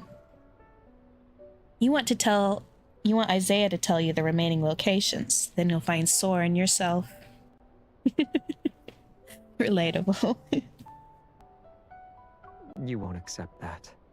Obviously not, Xavier. Why would I let you go off by yourself or partners? Spot on. I wouldn't. I know we have relevant leads, so we should find him as soon as possible. We can't give him too much time and let the situation spiral out of control. It looked like I was easily dealt with the spatial anomalies today, but that was because of my eval and the ether core. The number of anomalous incidents is increasing. If these things start appearing everywhere in the future, I'll be exhausted to death and still won't be able to deal with all of them. To ensure you're alive, we should catch Soren as soon as possible. You got it. The deserted commercial street has ironically become the perfect place for a serious conversation. In the middle of the road, Xavier steps near the streetlights while pulling me along. We're moving as if we're taking a leisurely stroll. I want to find Soren by myself, but I don't want to stop him immediately. Why not? Isaiah is right. We don't know what or how much he created with Ever's resources. He definitely prepared a few things that target me specifically. Isaiah wasn't being paranoid. If Soren completes the planet transplantation, the stalls, markets, and life as we know it will cease to exist. Yeah, that is pretty wild that they could just terraform and cover the entire planet in the image of another planet. It's crazy. That can't happen. And if Philos were to return that way, it may not be the one we're hoping for. Yes, Xavier has such a cute little laugh. Oh, I watched his promise card last night. What was it? Firelit Embrace or something along that? Something like that. I watched that one last night. And ooh, I loved hearing him being undercover. And he had to put on a deeper, more gruff voice and talk to us gruff. And I'm like, ooh, I like this. You're still my buddy, but that was pretty hot, Xavier. Feeling somewhat melancholic, I nod. I know the strategy he has is more or less foolproof. But you're not the only one who can do this. Compared to me, is there anyone who's more likely to escape unscathed from this reconnaissance mission? Jeremiah? Isaiah? Me? All things considered, neither of them are as suitable as I am. Yeah, that one was really good. I am glad that I picked that one up along with Caleb's. Held Orchard. Held Orchard was chef's kiss. If I ignore what Xavier is actually saying, his nonchalant tone would make me think he's discussing something as trivial as having more hair than anyone else. The problem is that your chances of escaping unscathed are greatly reduced, all because of that thing. Sensing my gaze on his neck, Xavier lowers his chin slightly and his expression becomes somewhat complex. Then we'll think of a way to get rid of it. But Jeremiah was saying that we absolutely cannot get rid of it. You're thinking about... Aside from signing Soren, you were also thinking about a way to remove the suppressor, right? Xavier is about to answer, but after he glances at me, he stops walking and his eye is narrow. You sound eager. Because I want to know what it is. You won't tell me anything. I'm coming with you. For what? Those two things. Don't have a choice to this. I'm gonna grab your hand. You can't leave me, and if you try to teleport, I'm just coming with you.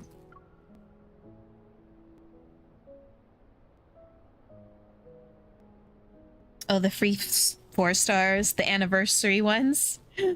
Oh my goodness. I have listened to Silas, Grass Dominion. That's on my channel. I haven't listened to Xavier, Raphael's, or Zane's yet, but I got Caleb's first. Verdant Wetlands. Apparently, according to the online community, it is easily the spiciest card out of all of those, and easily the spiciest thing in the game right now. And I agree. I died.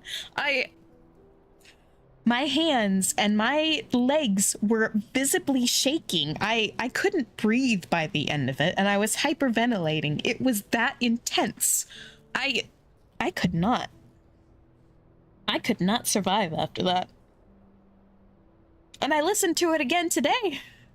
And it happened to me again. The effect did not lessen, let me tell you, on a second re-listen.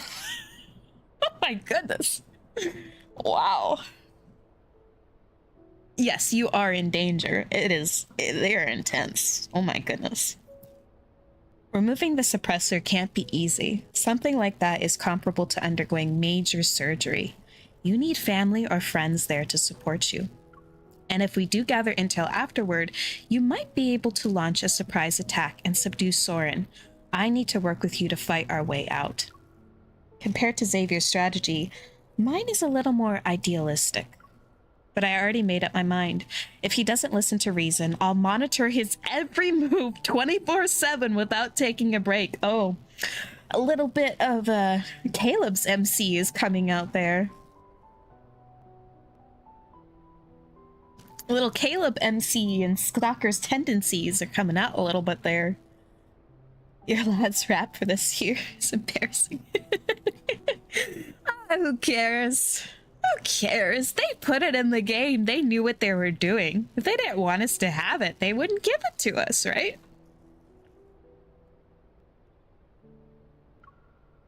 Do I need a reason to stick with my partner through everything? I hear the sound of a message notification. Xavier checks it. Then he puts his device away and looks up. Let's move. Where are we going? We need to do things that require family to be present from start to finish. Oh! Can you be my little brother? I would love that and mess with you, but we'd mess with each other, but I still love you, want to take care of you, but we get on each other's nerves. Yes, that's what it is. That is a good relationship.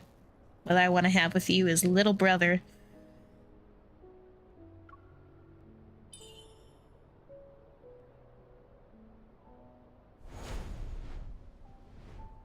Under the streetlight, 2 shadows suddenly intertwine and overlap.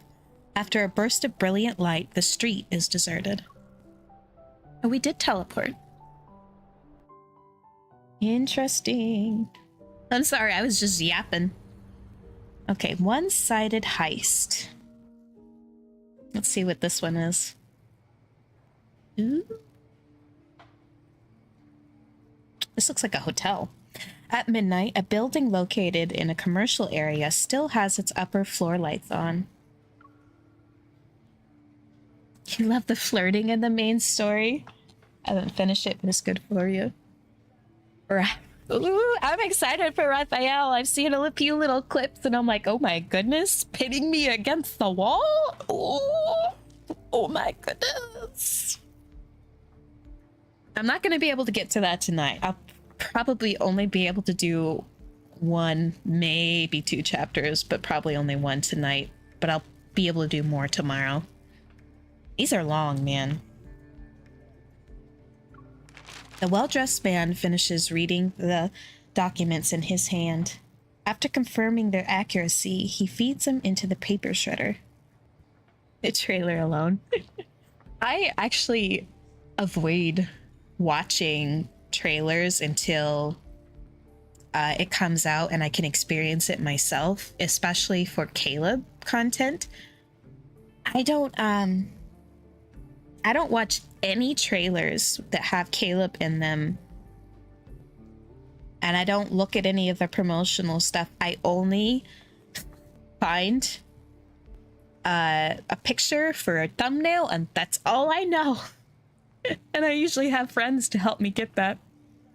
I find it so much more satisfying when I'm able to experience the kindled and what's going on and the outfits fresh. I don't even look at the pull screen when I'm doing it. It's so much fun. I'm so surprised, and the reactions are great. I have curious. I am so curious whenever it happens. I get so anxious about it, but usually there's only a small amount of time before when it drops, the trailer drops, and the banner drops. But the anniversary was rough because that was almost a week I had to wait. That was so hard. And trying to avoid spoilers is like navigating a minefield. Main story is super long, I know. Death and Rebirth felt so long, and this one has 4 chapters compared to 2. In an age of paperless offices, he's one of the few who still prefers to work with physical documents. For certain intel exchanges, this tendency has become his signature style and calling card. The rough texture beneath his fingers gives him a greater sense of accomplishment. Text that's stored electronically makes him feel hollow. Cheap, inefficient intel is unworthy of the paper it could be printed on. Maybe the Nest should change its business strategy. Nightingales seem to be more suited for gathering intel compared to ants. Oh, the Nest. As he waits for the shredder to go through this thick stack of documents, he brainstorms ideas for how to improve his business. Oh, I don't go on Twitter, but I am on mod for Gotcha Goblin's Discord server. If you know Gotcha Goblin, who does news and reaction content for lads, I am a mod for her Discord server, and trying to be in her server during those few days where spoilers are rampant from the trailers, it's so hard. So hard. We have a spoiler section, but sometimes people forget. Some people forget, and they still go into the normal sections and try to talk about stuff, and all the rest of us mods are like, okay, let's scooch you on back over there. Oh, you do know her. That's cool. Yeah, her Discord server is so much fun. I have a lot of friends there. A handmade business card turns in his hands, and light flows across the name Randall. It's rather ordinary. There aren't many moles left in the N109 zone. Wasting them on Ever's scraps isn't worth it. I should save them for something worthwhile. That vengeful merman doesn't need new Raphael! lists for now either. What a shame. I love how Raphael has a list just like Arya Stark. It's so funny. The Oak Elder behind Biosun Pharmaceuticals isn't easy to fool. This business, I need to carefully consider its next move. A flash of light appears outside the floor-to-ceiling windows and quickly fades. Randall pauses for a moment, then he looks at the clock. The hour hand hasn't reached 12 yet. Even in fairy tales, he should be safe at this time. If the magic hasn't failed, then trouble is knocking on the door. No, it's not a list you want to be on. It is a kill list. They both have kill lists. 2 figures appear on the observation deck outside. One of them pushes open the glass door and walks in without any hesitation. He speaks as if he's here to collect rent. Savior. I heard you have intel on ever modifying my suppressor. Xavier, you know how to contact me. Is it really necessary to show up at my door in the middle of the night? Yes, it's important. Also, if you're going to show up at this hour, you should have used your evil to wrap yourself in light before letting the particles slowly disperse. It would have been more fairy tale-like. Oh, does this guy have a fairy tale obsession? It is a bloody list. I don't read fairy tales. I mean, honey, you are a prince, so you kind of are a fairy tale. What a waste of evil. Oh, miss. You're here together. Have we met? I've seen you at the nest. Or rather, I saw you, but you didn't see me. I catch the business card he tosses my way and study it for a bit. I soon a small line of text under several cute mushroom illustrations. Oh, he does have it. He does have an obsession with fairy tales. That's kind of cute. The nest, Randall. So you were the one who designated me as prey for hunting day? You're giving me too much credit. My relationship with the nest is about as intimate as a pair of exes. Okay. Nothing is unusual about his expression. I'm about to drop the subject when I hear Xavier speak. The nest doesn't have an owner, but whoever serves as its face gets shifted around. It's his turn for now. That's confidential information. You say it like it's not a surprise. Oh. A light blade is pressed against Randall's chest. Xavier is already behind his office chair. What was that? So he just goes like, oh. Like he's not being held at knife point. Sort of. It's funny. I unhurriedly reload my Hunter firearm, disengage the safety, and point the barrel at Randall. She is an all-or-nothing kind of gal. Since you're a data broker, you should recognize the bullets I loaded. This is unnecessary. I'm not being uncooperative. That's enough nonsense for today. The files. Under my gun barrel and Xavier's blade, Randall wears a wry smile, yet he shows little to no fear. He inputs a series of passwords on the table and scans both of his palm prints. A hidden compartment slides out. Oh, thank you. Have a good night. Or wherever you are. I'll see you around. Xavier uses his sword to pick up one of the papers. He glances at it before quickly setting it down. That's it? This is all I can get. The Gaia Biotechnology Research Center isn't a haphazard operation. It's not the same institute as before. Xavier nods at me from across the table. I understand what he's implying. Then I put my gun in its holster and retreat to the floor-to-ceiling window. I love their partner dynamic. They are so in sync.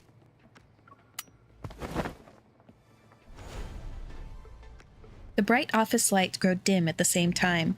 When we're plunged into darkness, Xavier returns to my side. Before we teleport away, I faintly hear him bid Randall farewell. Your services aren't special in the slightest. Okay. Ouch. That's harsh, don't you think? You're useless. I can send a message that confirms Isaiah's intel is accurate to Jeremiah. Maybe that'll help him trust Isaiah a little more. Why didn't you take the papers with you? Leaving them with Randall means he'll sell them as intel again. The buyers won't know I'm aware of what's in them.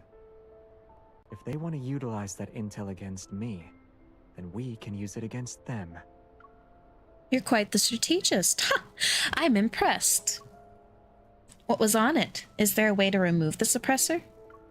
Xavier touches his neck and slowly shakes his head. There wasn't much. It only had two things. You actually gonna tell me? The suppressor wasn't Ever's main purpose when they captured me. Gaia Biotech wanted my evol genes, but the suppressor made extraction impossible. Oh. So they made a last-minute request to Soren. They asked him to modify the suppressor. The second part said that Soren's modification was successful. He strengthened the suppressor's restrictive effect. The evil I can use is more limited now. That jerk. Where exactly did your suppressor come from? And why was Soren able to modify it? This question has been weighing on my mind for so long. Now is an appropriate moment to ask it. Let's see. Is he actually going to listen to me? Is he going to tell me, or is he going to skirt around the issue? I thought there was another extraordinary, complex, and troubling story behind the suppressor, but I never expected. My family made it for me. Yeah. Your family? Yes. It was originally made to protect me. On Philos, an evolver's evol energy and life force are one and the same. Using your evol means you're consuming your own life for power. I see. On Earth, we're displaced in time and space. The energy we consume can't be regenerated. Ah, that makes sense.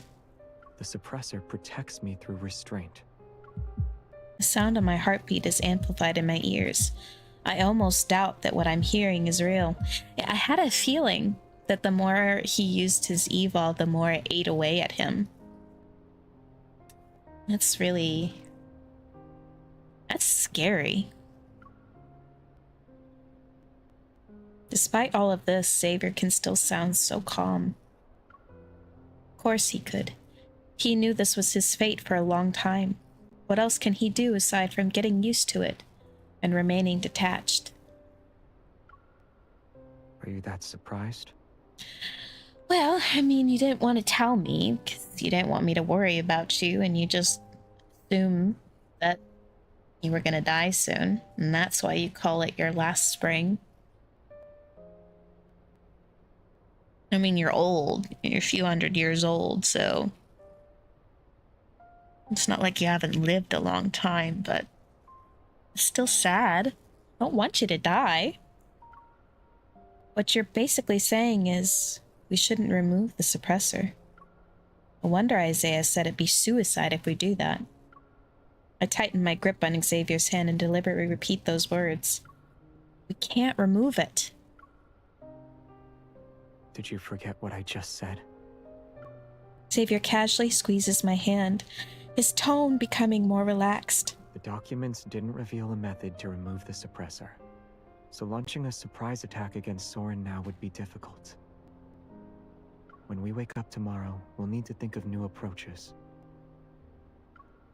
Are you really giving up on removing the suppressor? I don't have a choice. Researching these technological mechanisms isn't something I'm good at.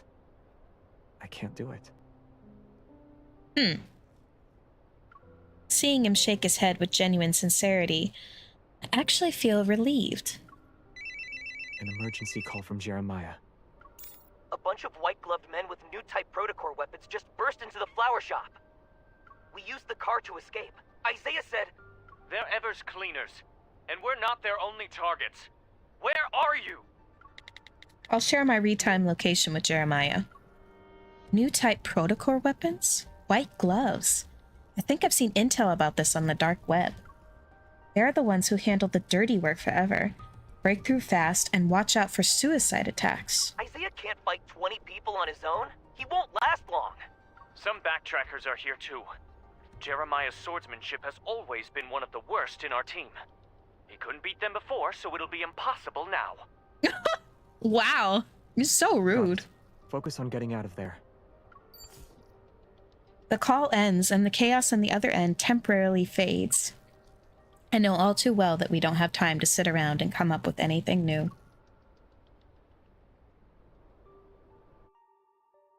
Wow. Okay. Guess I can try for one more.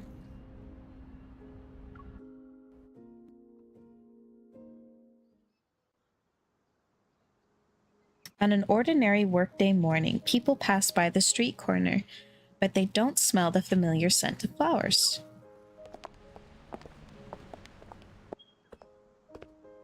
It's not open today? I wanted to pick up a few flowers for the office. You didn't know? The owner closes the flower shop temporarily from time to time. He's really carefree about it. Young people like him who open flower shops in the bustling parts of big cities usually have that wanderlust spirit. They leave whenever they feel like it. A customer who wanted to buy flowers doesn't give up and approaches the glass door to look inside the shop. On a counter sits a bouquet of fresh flowers. The wrapping paper is only partially around it, which shows how hastily the owner left. To be able to leave just like that? Ugh, I'm so jealous. Well, it wasn't for fun. That was survival.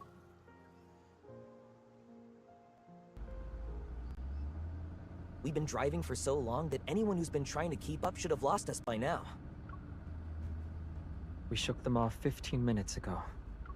The endless stream of rush hour traffic stretches ahead as a small delivery truck weaves through. Swaying restlessly, it takes advantage of its slender build. Some drivers pull out their phones to capture the truck's flashy maneuvers. Unfortunately, they lose sight of their target in the blink of an eye. But our choice is obvious.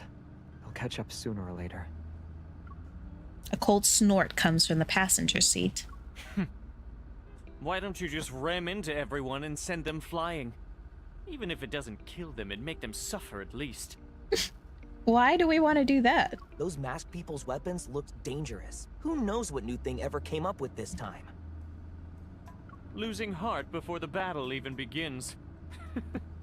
I knew cowardice ran in your peasant blood. Good grief. Yeah, I'm not like you. Being iron-fisted royalty means your head is made of iron too, right? Why don't you go up front and help me check the headlights? These two boys. Always fighting. Before this battle can escalate further, I shrink back and retreat to Xavier's side. If circumstances hadn't forced our hand, there wouldn't be a place for you in my squadron. You'd be perfect as No Hunt Zone number 99's headmaster. You'll deal with those mutated wanderers with impure bloodlines and their biological dilemmas. You too! Oh my goodness. Listening to the ongoing mockery from the front seats, I rub my ears and lower my voice. Are they really gonna be okay like this? They worked well when they were running. This is how they relax. Relax? Okay. If they have time to argue, it means the situation isn't dire. You can use this as a chance to relax too. If you say so. When there's no threat nearby, they become each other's biggest threat. Yeah. Our team's dynamic has always been like this. Mature and spirited. Mm-hmm. The back of the small truck has been modified to hold more medium and large-sized plants. Xavier and I pluck a banana leaf to sit on. We're nestled among the plants like two zen stowaways. Your suppressor just flashed. Oh, resonate?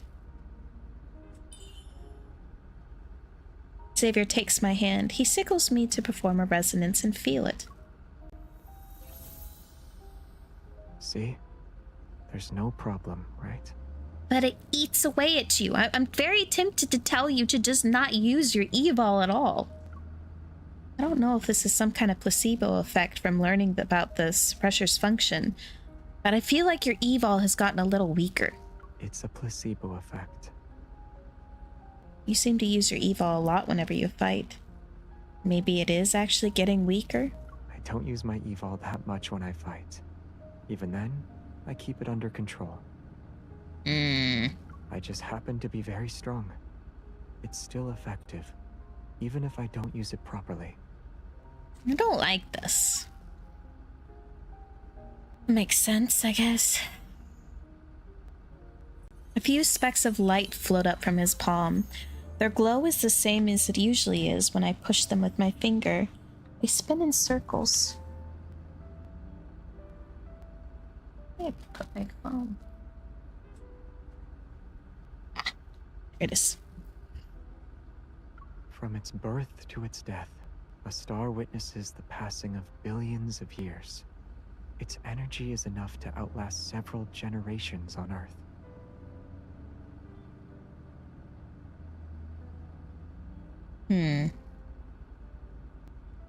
Even if there's a day when I run out of energy, it won't happen for a very long time.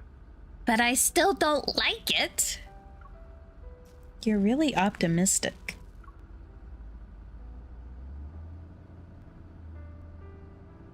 I've acknowledged the suppressor's existence, but seeing Xavier affected by it makes me feel even worse.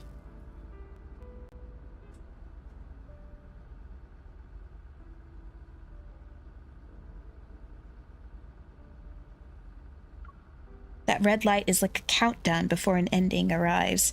Its presence alone fills me with unease. They headed straight for Philo because there's a group of backsiders who sided with Soren. And they're after you? Other backtrackers weren't hostile towards Xavier. They didn't target him the way Soren did either. But now... The backtrackers were never a harmonious group to begin with.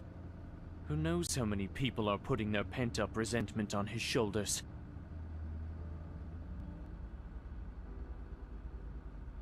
If we view their actions as ones that are driven by emotion, then we'll be severely underestimating the backtrackers. Those willing to cooperate with Ever, and the ones who left at a later time, aren't fools.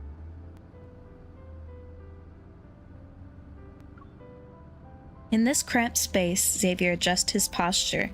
He stretches out his left leg, his body swaying gently with the card. It's because they're intelligent that every decision they make is the optimal choice.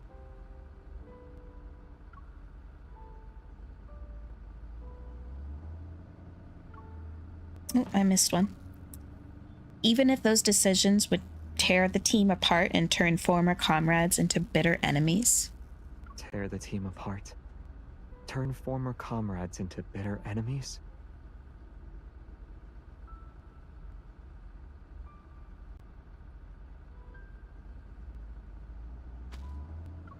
The original backtrackers were formed under similar circumstances. Everyone who joined knew the title of backtracker didn't carry any honor on Philos.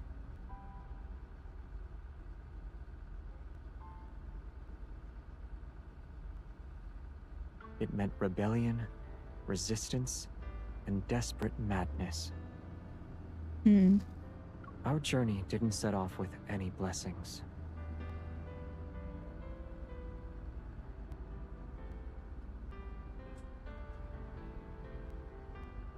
No one would wait for our return on the other side of deep space.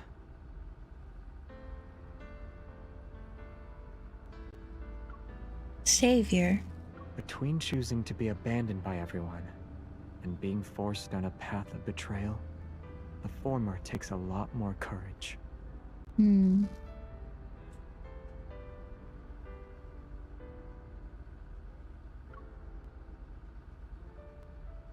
I frown. I understand Xavier's interpretation of the backtrackers, yet deep down, I don't want to accept it. After working together for so many years, they understood me, and I understood them. I understood the confusion, the disappointment that kept building up after each failed attempt. I also knew that even though the path ahead was shrouded in thick fog,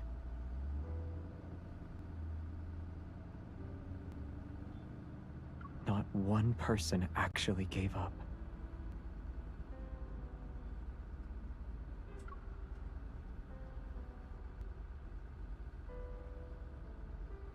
Seeing Isaiah and Jeremiah's tacit acceptance, I can tell their understanding of their former teammates aligns with Xavier's.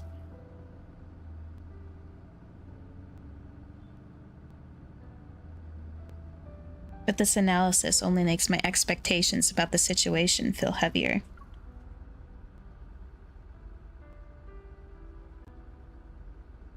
So they chose Soren because the goal he wants to achieve gave them hope. As for what Soren is doing, it always feels like we're a step or even a step behind. But the backtrackers on their side could have anticipated our actions. That's what it means to know your enemy.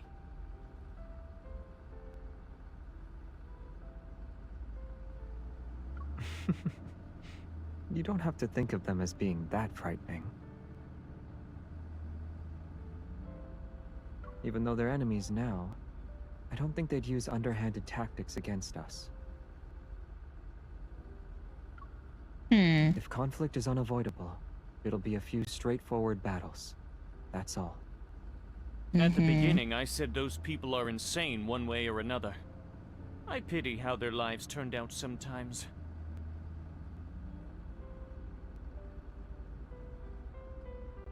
If you still have any delusions about them, I'll spend the rest of my life writing your tale as the King of Sorrow. Your infamy shall be spread from our solar system to Sagittarius. Every star...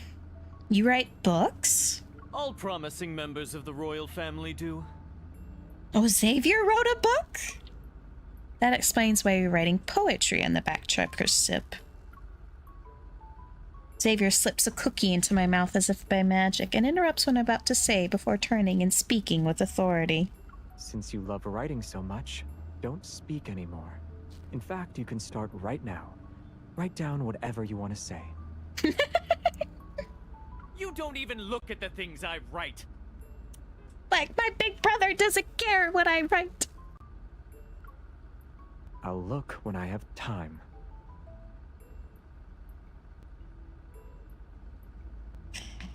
You have all the time.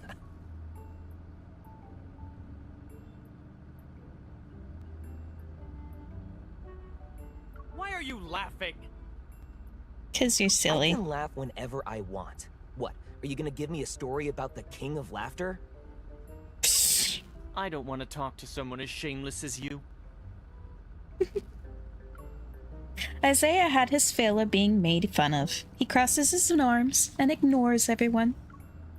My gaze moves from the back of Isaiah's head to the back of Jeremiah's head. Then it settles on Xavier's profile. Why are you laughing? You're right. Listening to them bicker is relaxing. Xavier shakes his head with a hint of resignation and leans against the heavy flower pot. He's quiet for a moment, then he softly chuckles. By the way, where did that cookie come from? I picked it from a tree. Jeremiah prepared a tree as a gift for an important client. We're stealing some cookies, so don't let him catch us. See him pull down a small gift box along with a couple of leaves. I swallow my cookie and move closer to the tree. At first I was gonna say, if you're lying and trying to keep it from me, at least be better about it, but this is even funnier. Xavier, you're wrong about one thing. If I were in your homeland, I would wait for your return. Oosh. Ouch. Ouch.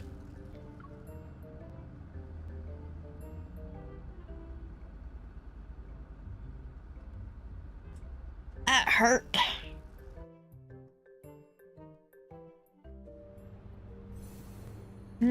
Okay. It is 2 hours. I know I'm probably really close to the end of this, but I think I'm gonna call it for the night. It's been 2 hours and my butt's going numb. I had an accident a few days ago. I'm not in the best shape, so I think tomorrow I'm gonna hop back on and we'll try and get through the rest of chapter 1 and chapter 2 if I can manage it. I'll have to try and make a scene for the battle sequences though. Or I guess I can hide those or do them on my own if you guys would prefer. You don't want to watch me play. I'm pretty decent at battles, but just in case. All right. You are just chilling. You are just chilling. That's fine. Okay. I think that's gonna be it for this night, guys. I am going to head off. So thank you guys so much for being here. I hope you enjoyed the stream and I hope you stick around for my channel. I hope to see you guys around a lot more. So thank you guys so much for watching and I will see you guys all tomorrow.